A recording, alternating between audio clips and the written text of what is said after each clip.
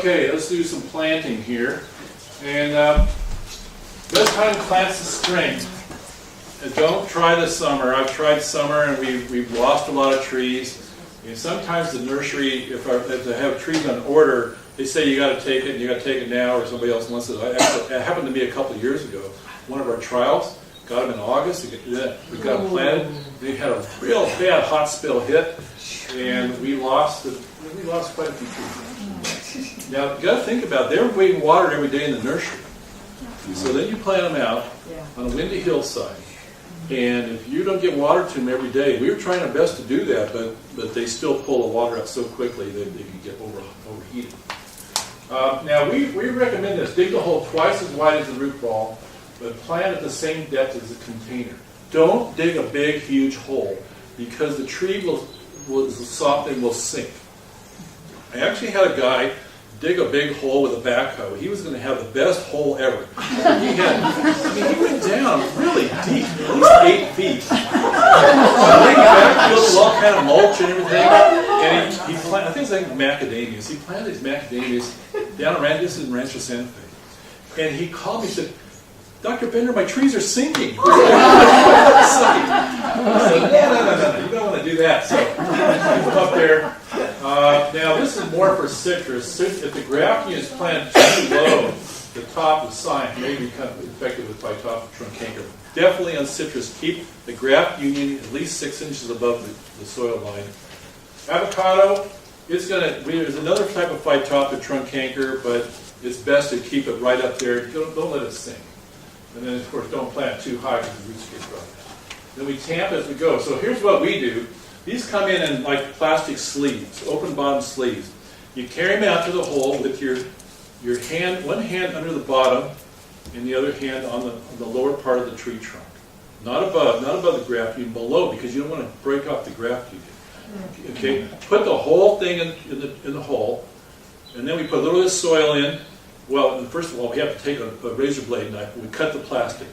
Put a little bit of soil in, we pull the plastic out, then we go ahead and put soil and tamp it in and get the air pockets out. The reason for that is the lower part of the root ball avocado is very tender. If you just take it out of the pot, carry it over through the hole, sometimes that lower third, the whole root ball will just break off. You've lost a lot of roots. So the citrus won't do that. They're pretty tough, but these guys are not. So be very careful. You spend a lot of money on this. You get the plant right, okay? I say I just use native soil in the backfill, tamp it in slightly with a shovel, okay? Don't add mulch. Why is that? Because it will fall in the hole. Well, not really. He's saying it's decomposing. A lot of our mulch is very salty. And sometimes, it's well composted, sat through a winter rain or whatever, but there's all different sources for mulch that comes in. And sometimes it just gets very salty. If it's let's say if it's straw from the Del Mar racetracks or whatever, where the horse has been urinating on it, it puts a lot of salt in there. Or if it's got some manure in there, or I've even seen people chop up kelp. That was one of the things to get rid of the kelp that was brought in, and that's very salty. So we've had some problems with that. And these guys are really tender. So we got to the point where we said, don't put anything in it. It doesn't need it. Our growers, these commercial growers, they dig a hole, slap the tree in there, pack it in, and go to the next one and slap it in. And the trees grow like weeds. And sometimes our gardeners are just over-babying these things, and they cause some problems. So these guys, they just don't need it. Then, once it's all planted, then you can put some mulch around the tree, on the soil, top of the soil, and then just water it, and it'll be fine.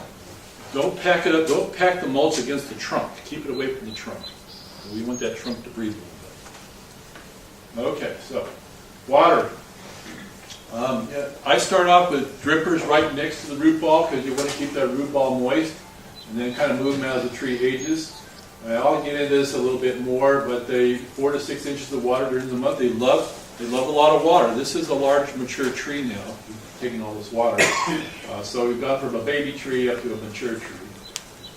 Clay soil we use less often. If you're in Sanitation or Leeuwenhoek with all that heavy clay soil over there, you water less, but you just make sure the soil is moist.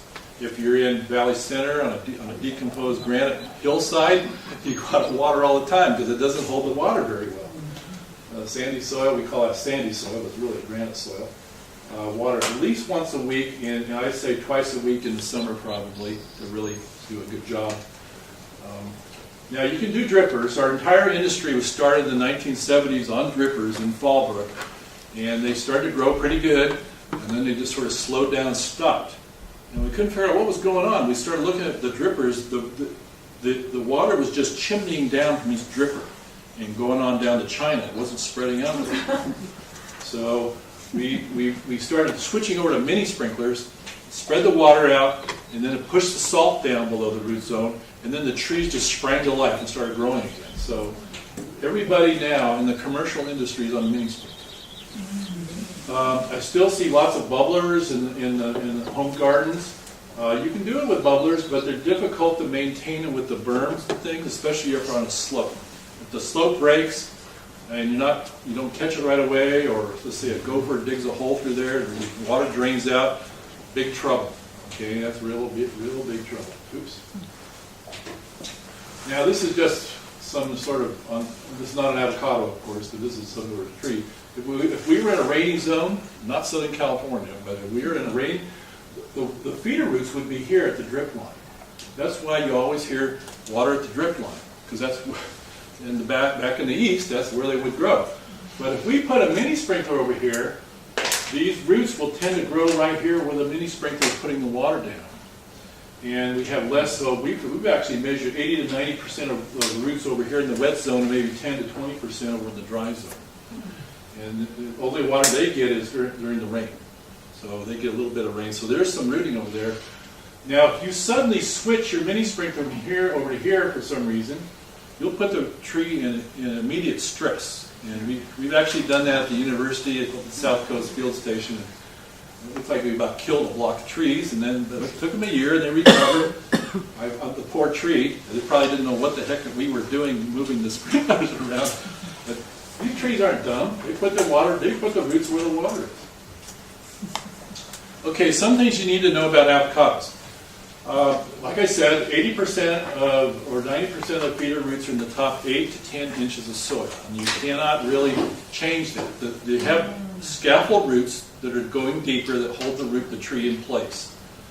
But the roots that we're concerned with are really these guys right here. They don't have root hairs because down the rainforest they didn't need root hairs. They didn't need to have root hairs out there gathering lots of water, so they just have the little roots. The roots are all about the size of a pencil lead. It's about the size of a feeder root. The pencil-sized roots are not feeder roots, it's the smaller ones. Those are the ones that we're concerned with, the really small ones. If you're on a decomposed granite hillside, like I said, they drain rapidly. It's good, but they don't store water very well. So they drain good, so that helps us with our phytophthora root rot problems. Now, we'd like to check the soil moisture with some sort of device. I like tensiometers. They've been around since the early 1950s. It's a water-filled device, measures the soil tension. They also have what they call watermarks, a little device in there. You can check it electronically. They've got other devices. But if you don't have anything, use a shovel. You should always be checking your soil moisture. And the old farmer method, I'm sure you've heard about, is you take a ball of soil, put it in your hand, and if you squeeze it, the ball stays together. You have the right amount of moisture. If you squeeze water out, then it's too much, of course. If you open your hand, the ball starts to fall apart, and it's time to water. If you open your hand, all the soil disappears between your fingers. You're way too dry. I can still remember this commercial grower in Bonsall arguing with me that he waters all the time, and I did this, and all the soil disappeared. And I said, I don't know how you define all the time, but you're not putting enough water on here. So that's just the bottom line. And he was one of these. He's a real penny pincher, and he just did not want to spend the money. Seriously, on avocados, that's one tree. You just cannot save money on giving it less water. It just won't do it. What depth would you put a tensiometer? Okay, we put the working tensiometer, we put it about 8 to 10 inches. Okay? If you put it shallower, you're going to have air bleeding down here and mess up the readings here. But, so we figure about 8 inches about what we do. And then if we can, we put a deeper one in there, and we just watch that one to see what's happening. If it's staying way too wet, well, we know maybe you're over-irrigating. If it's staying way too dry, maybe not enough. So we adjust. And then leaching the salts. We have a lot of salty water coming in on the Colorado River. It seems like the Colorado is getting saltier, probably from reclaimed water coming into or some other issues there. And we're getting less and less state water from the Sacramento area through the State Water Project. So we just have to live with the salty water. And also we have a lot of growers, even small growers, drilling wells. And the water they pull up is leach water that they've been leaching for 50 years, and they pull the salty water back up and then try to put that on the grove. And that will just completely take your grove out of production. You get real salty. I'll show you a slide in a second here. So I tell growers, if you can do a 24-hour leaching July 1st, August 1st, and September 1st, you're not going to have all the tip burn in the fall then, in the winter. Oh, I'll talk about tip burn in a minute here. It's coming up. And then, so we're talking about mounding here. What? Raised bed gardening. Raised bed gardening is what it looks like, right? You're right. So this guy, he just took a dozer and pushed soil that way, pushed soil that way. And now if you just have one tree, what you do is stand around a circle and just with a shovel and just start shoving soil to the center and build up a mound. And then plant on top of that mound. Boy, the avocados love that. They really grow fast. Okay, so back to gallons here. An mature tree is an 8 to 10-year-old tree and older. They're still using water in the winter, and if it's not raining, then you are the rain. You have to irrigate through the winter if it's not raining. 8 gallons a day, and up to 50 to 70 gallons of water per day in July through August. So that'd be 350 gallons a week during the summer. And that's what you need for good production. We spend a lot of time with the commercial growers trying to teach them about frequency and amount. So frequency, how often do we irrigate with a tensiometer or soil probe or something? You know, when the soil gets dry, then to what? But they don't know how much to water. They don't know how long to keep the system on. So we are using what they call Sanistations now to do. We go through avocadosource.com into the tools. They have a nice irrigation calculator there. We have stations in Escondido, Temecula, Oceanside, and they're online. And all that data from these things measures the amount of water lost from 8-inch tall grass. So they're measuring the amount of water lost from the planet, just the opposite of rainfall. So we know how much water is lost from grass, and all the farm advisors have worked on what they call crop coefficients for every single crop they work on. So we think we know how avocado relates to grass, and we put a crop coefficient factor, which is in this thing. The grower can actually calculate how much water avocados trees used last week. Theoretically now, if the weather doesn't change, they can put the same amount of water on just to fill that soil back up. So that's pretty handy. And we're gradually getting these guys to adopt this, especially now with the water costs so high. So, okay, there's tip burn, and that's caused by chloride, and table salt is sodium chloride. So the chloride is extremely toxic to avocados.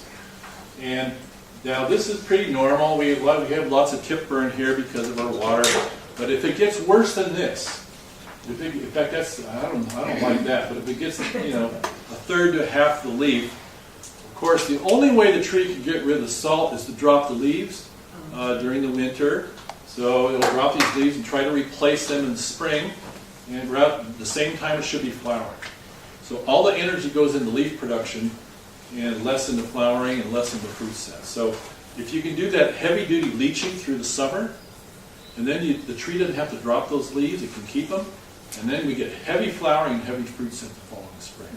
That is really the secret to putting on good production in Southern California. How often do you do it during the summer? Well, like I said, I just tell growers, in addition to their normal watering, July 1st, August 1st. So once a month. Yeah, just we've actually done that in one of our trials.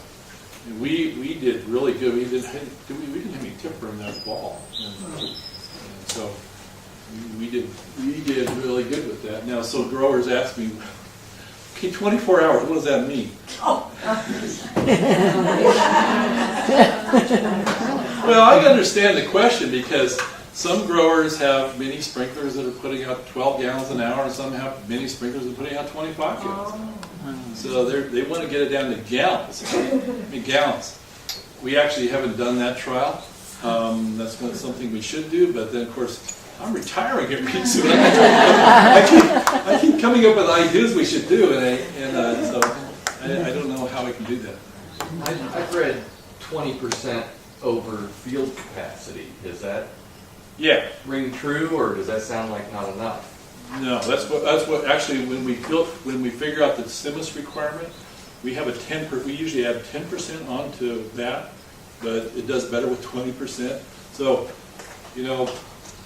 that's hard to figure out. So actually we'd like to know gallons per day. So in order to know that, you have to know how many gallons you're putting on. Okay? Most of the time in the backyard, you're running a hose around the tree, And how long does that hose run? And I had one lady say, well, as long as Harry takes a nap. Well, how long does Harry take the nap? So you run into situations you just can't solve. So. Okay, so this is a picture of my dad's front yard, and you may have seen this one before, some of you, but this is a citrus tree. And I was trying to teach my father the irrigation requirement for the citrus tree. And I go, wait a minute, these trees got roots out in the lawn and down here in the flowers and around the bend, and it's getting water from every direction. And there's no way to figure this out. You just have to monitor the soil and get to know your trees and make sure they don't get too dry. And that's about the best thing. Yeah. It seems like that would be harder when you're planting on a mound. Does that kind of become an issue? Yeah, we've done this. We put tensiometers in the mound, But the thing about the mound is you have to keep adding to it as the tree grows, and eventually you give up, and the tree gets its roots down, and that's okay. But it's a good way to start a tree. So I don't see anything wrong with it. And you can add some good mulch to the sides of the mound, or if you have some more soil, add it to it, or whatever. But you'll be surprised. In fact, you can do your own trials in your backyard with a mound and without a mound. As long as it's getting adequate water right next to the root ball when it starts off, okay, you'll be fine. Okay. Yeah? This may be a stupid question, but if you're leaching it with the same water that you're watering it with, how does that work? How does the... Because I think you're just adding more salt to it. That's not a stupid question at all. Here's what happens. When you irrigate, the tree has the ability to exclude salt to some extent and just pull out the pure water. And so, let's say you irrigate today, and it pulls out, say, just talking here, half the water. Well, it's already made the water in the soil twice as concentrated with salt. You understand? Okay. Another day, it makes it much more saltier. So the soil water keeps getting saltier and saltier and saltier around the roots. So then you put on our nice Colorado River water, flushes all that out, and we're back to fairly good water. We have the best water we have. So I know where this is leading. You're going to probably say, well, why don't we just irrigate every day with, say, a drip system or something like that, and just not let the salt get concentrated? That's a good idea, because I knew you were thinking about that. And that's exactly what the growers in Israel have done. I mean, that's what they start out with drip, and they irrigate it daily. And the Israeli growers can't figure out what these crazy California growers are stuck on a once-a-week irrigation. And they're right. They're right. So, okay. So, good question. How much does water cost in Israel compared to water cost here? Israel's having major problems. By the way, Israel, they had a professor going around looking for high-yielding trees in Israel, also for salt-tolerant trees. And maybe the rootstock is picking up less salt. Because think about it, all the rootstocks are seedlings. So every single rootstock's got a little bit different genetics. The tops are the same because they're all clonal halves, but the bottoms are all different. So the idea is, okay, let's pick the tree with the least amount of salt damage, and then cut the top down, let that rootstock grow up some suckers. We'll pick those suckers and make some clonal rootstocks out of them. So and they did this with the high-yielding trees too. And they would offer the growers $300 to cut the tree down. Okay, so that was their program, and they pulled out some pretty good rootstocks, and we're evaluating those now. And so I got that idea, and I had a pruning trial down in Valley Center, and we found this one tree every single year that was producing 700 pounds of fruit. And the grower didn't even know it. I knew it because it was in my trial. So I said, look, we have a high-yielding rootstock here. Let's cut that down, and we'll get some suckers. He goes, I still remember, he was kind of an old crotchety guy. He goes, pounds the table, goes, Bender, you want to cut down my best tree? I said, well, kind of. You know. I said, well, name the rootstock after you, okay? And they said, no. And they said, he wouldn't let me do it. So that's an issue. Yeah, so there you go. Now, trees need nitrogen every year, and they need it some way. We have different ideas on how the timing should be. This is from the Master Gardener Handbook. Late January, February, that's okay. Get it in before the flowers come out. May, I don't know about that because we're just getting fruit set in May, and I don't really like that too much. June's okay because the fruit's little and start to grow. And then I would do a third one. Probably I'd change this into a little bit later in the year, maybe September. We're discussing potassium because we get a lot of potassium filling in the fruit during the summer. Big potassium. They suck up a lot of it. So if you want to put something like 15 down or something that has some potassium in it during the summer, that would probably be a good idea. Maybe. Maybe.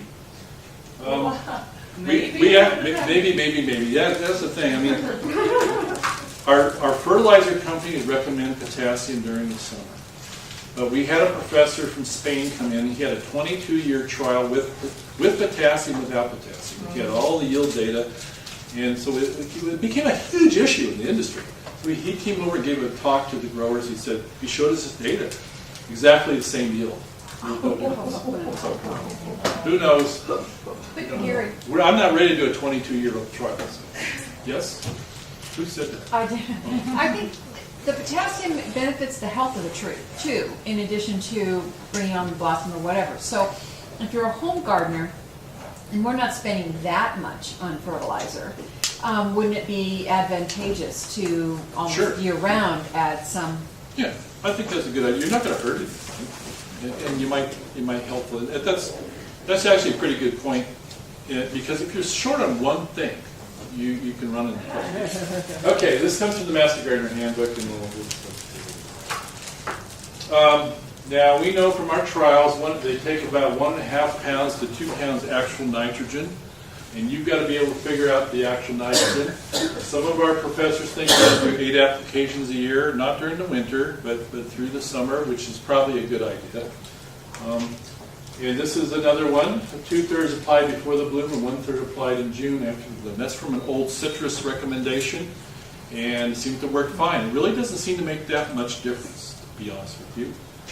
And this is one of my suggestions. I tell people 6 pounds of 15 applied in late February, 3 pounds of calcium nitrate in June, 3 pounds of calcium nitrate in September. That gives us 1.87 pounds.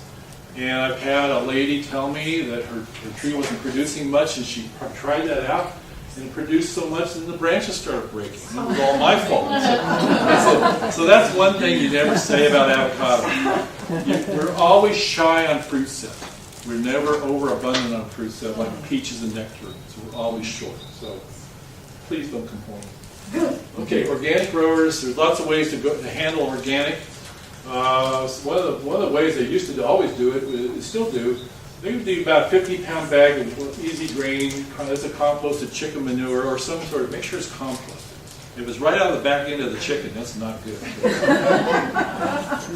You say, okay, they go half before the bloom and half late in the summer, and that's about 3% nitrogen. The manures always make the zinc deficiency worse in the trees because they have high phosphorus content. And that interacts with the zinc in the soil and ties up the zinc. And zinc's a minor element. You don't need very much, but you need some. So every organic grower I've ever visited has pretty bad zinc deficiency, and there's really no way to get over it. I don't like it applied during the bloom. I saw one guy put a lot of chicken manure on right in the middle of bloom. I think it's about in the end of April. All the flowers dropped off. So avoid that. I don't think we need to talk to you about what happened. There's zinc deficiency, like mild mottling between the veins, severe mottling. Hold these up to the light, and you can probably see mottling in your own trees.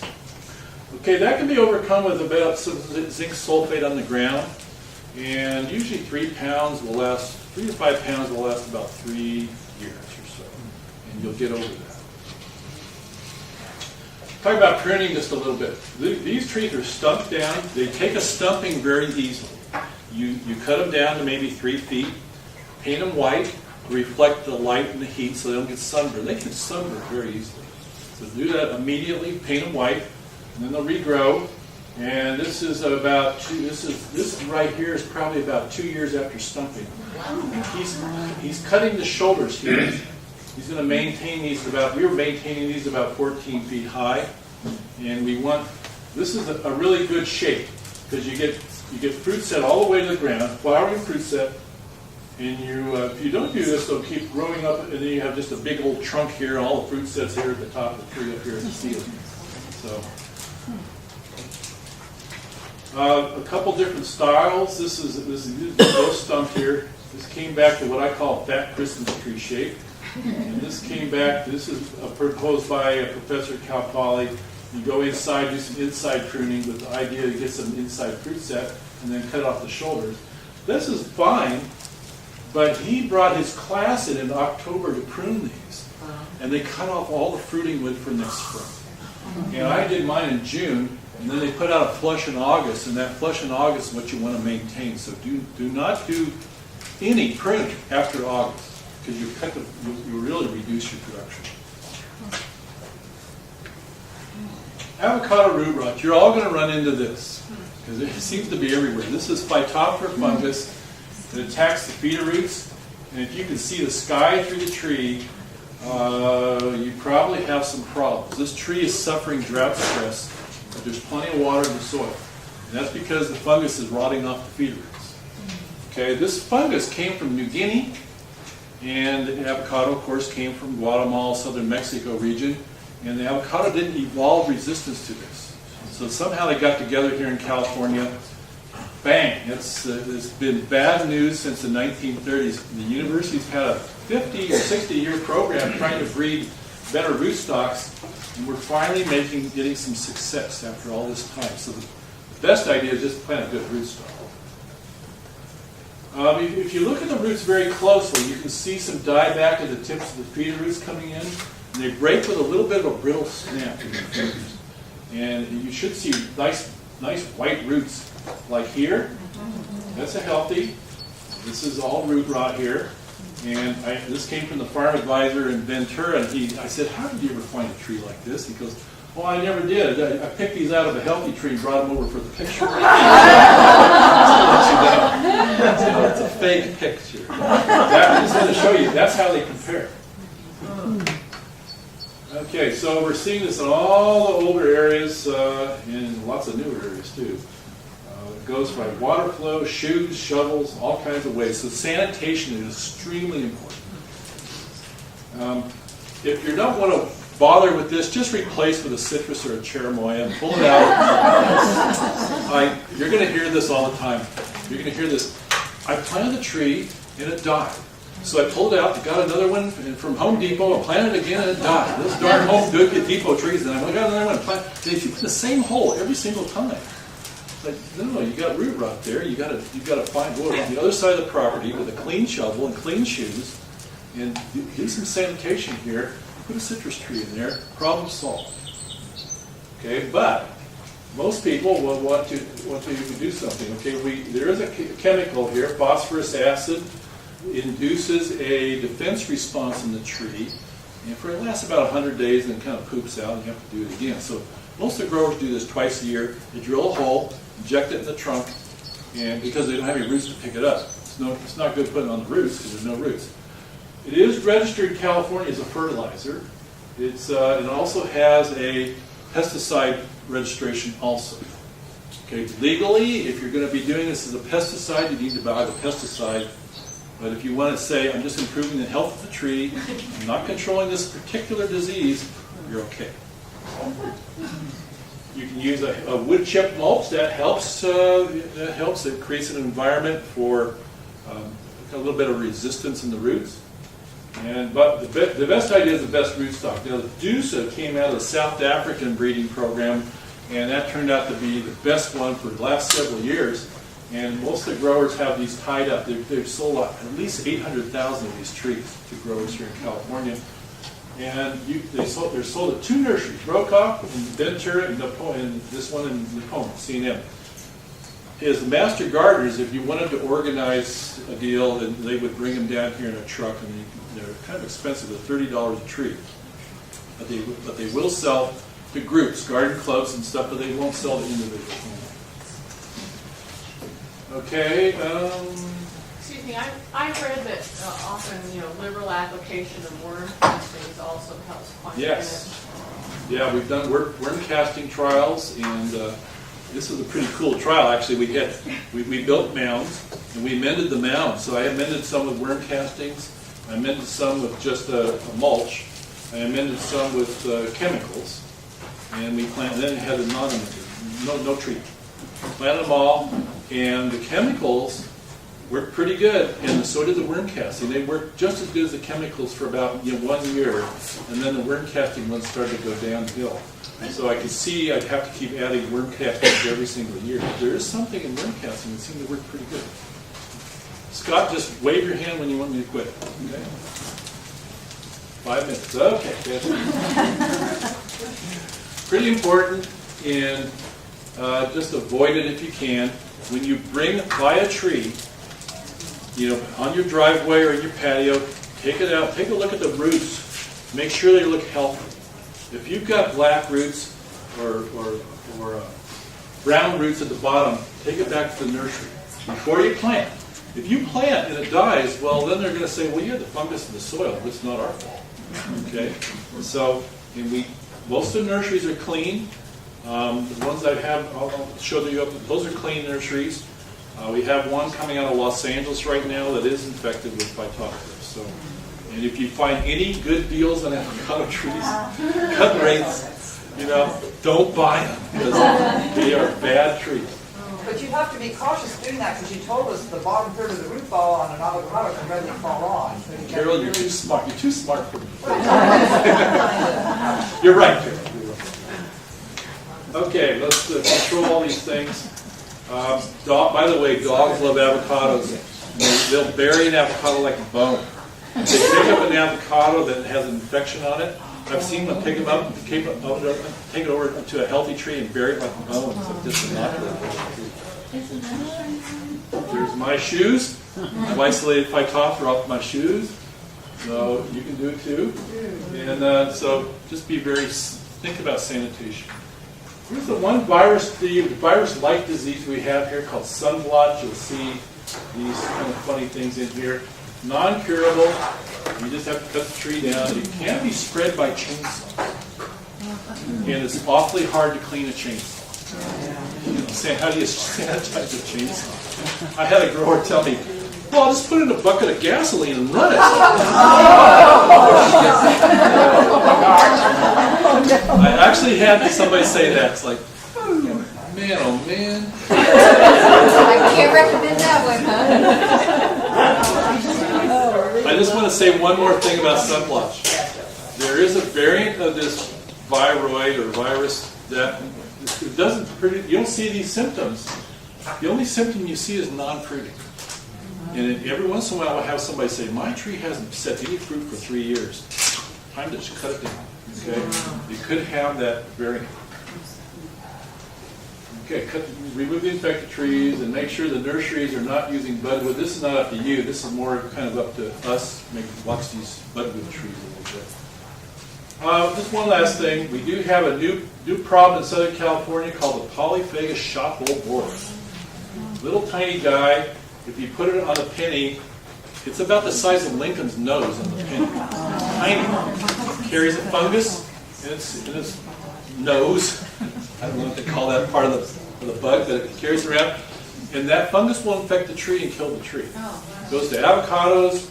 It goes to a whole bunch of them. So I know it'll kill sycamores. It'll kill oaks. It kills castor beans. Of course, that's a good thing. Don't mind that. But it goes to lots of our ornamentals. And you've probably heard about this. You're going to hear more about this. The problem is they in Los Angeles, all of a sudden they found it at a golf course in El Cajon, sycamores, and the branches are infected. They started to break and die off, fall on the golf course. So we're very, very, very concerned about this. We don't know how to control it. The professors just got back from North Vietnam. They're looking for some parasites and predators to control this bug. We think it came from North Vietnam. It's an undescribed species of bug, undescribed species of fungus. Something new in the world. So I think Scott wants me to stop right now. Scott's got that look on his face. Thanks a lot, guys.